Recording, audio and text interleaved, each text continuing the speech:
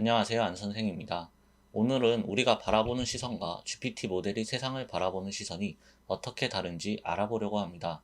그냥 단어를 이해하는 게 아니라 GPT가 정보를 해석하는 방식 자체가 우리가 생각하는 것보다 훨씬 구조적이고 수학적이란 걸 알게 되실 거예요. 핵심은 바로 자연어를 GPT가 어떻게 토큰 단위로 인식하는 것입니다. 토큰이라고 하면 조금 생소하게 들릴 수 있는데요. 간단히 말해 GPT는 우리가 말하는 문장, 단어, 글자들을 통째로 읽지 않고 잘게 쪼개서 각각의 조각으로 이해한다는 거예요.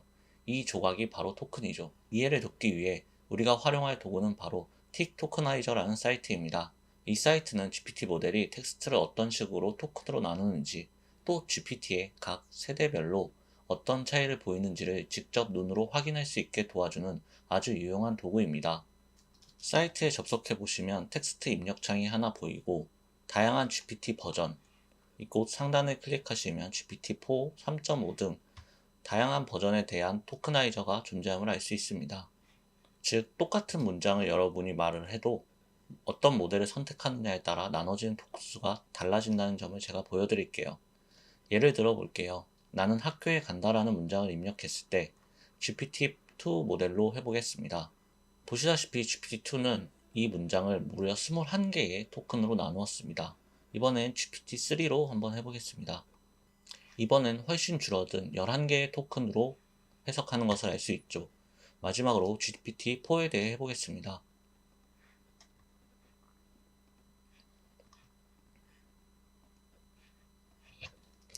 나는 학교에 간다. 이번엔 조금 더 줄어든 10개의 토큰으로 GPT-4는 나는 학교에 간다를 토크나이징 하는 것을 확인할 수 있었습니다. 이 차이가 왜 중요하냐면 GPT가 얼마나 효율적으로 언어를 처리하고 예측할 수 있는지를 보여주는 지표이기 때문이에요. 같은 문장을 더 적은 수의 토큰으로 나눌 수 있다면 그만큼 더 압축적이고 효율적으로 이해하고 있다는 뜻이기도 합니다. 이 토큰 개수가 왜 중요하냐면 GPT가 얼마나 효율적으로 언어를 처리하고 예측할 수 있는지를 보여주는 지표입니다. 토큰의 개수가 적을수록 같은 문장을 더 적은 수의 토큰으로 나눌 수 있다면 그만큼 더 압축적이고 효율적으로 이해하고 있다는 뜻이기도 합니다. 그리고 여기서 또 하나 주목할 점이 있습니다. 토크나이저의 가장 유의미한 발전은 세대를 거치면서 공백을 처리하는 방식에서도 큰 발전을 했다는 점입니다. 공백이요? 그게 뭐가 중요한데요? 사실 우리 일상 언어에서는 별다른 차이가 없겠지만 프로그래밍 언어에서는 공백이 매우 큰 영향을 미친답니다. 특히 여러 칸의 공백, 예를 들어 코드에서 들여쓰기를 위해 쓰는 스페이스 4칸 같은 경우에도 각각 따로 처리됐죠. 그런데 최근 세대에는 여러 칸의 공백을 하나의 토크로 인식하는 방식으로 개선되었습니다. 한번 제가 샘플 코드로 보여드리겠습니다. 먼저 GPT-2부터 보여드리겠습니다.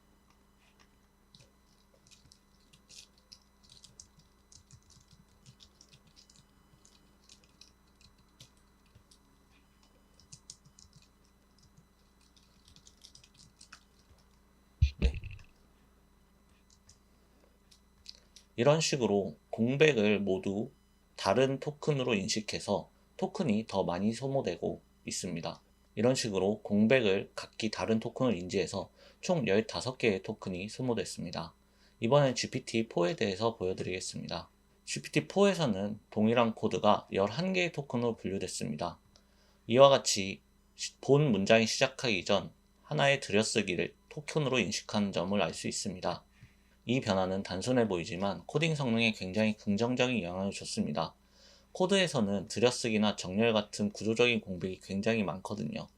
따라서 공백을 적절히 압축해서 처리하게 되면 같은 코드도 더 적은 토큰으로 표현할 수 있고 그만큼 더 많은 맥락을 짧은 입력 안에서 처리할 수 있게 되는 거죠.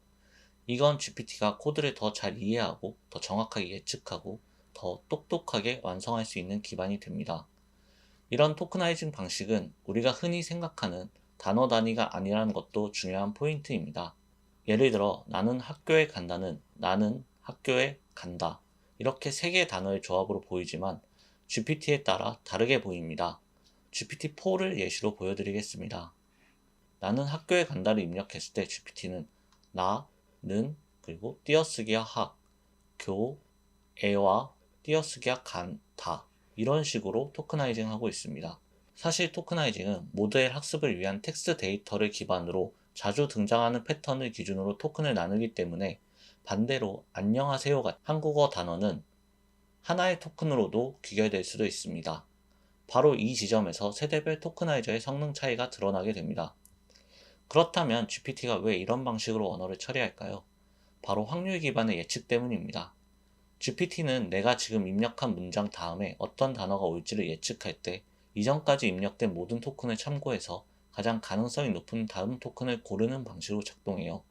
그러니까 얼마나 잘게 쪼개고 그 조각을 얼마나 잘 의미를 부여하느냐에 따라 모델의 전체 성능이 크게 달라지게 됩니다. 토크나이저를 이해하면 GPT의 작동 방식도 훨씬 더 명확하게 보이기 시작합니다. 그냥 마법처럼 똑똑한 인공지능이 아니라 정말 정교한 수학과 언어 구조 위에서 작동하고 있다는 사실이 느껴지실 거예요. 여러분도 직접 틱 토크나이저를 통해 다양한 문장을 실험해 보면서 이 구조가 어떻게 바뀌는지 확인해 보세요. 정말 재미있고 유익한 경험이 되실 겁니다.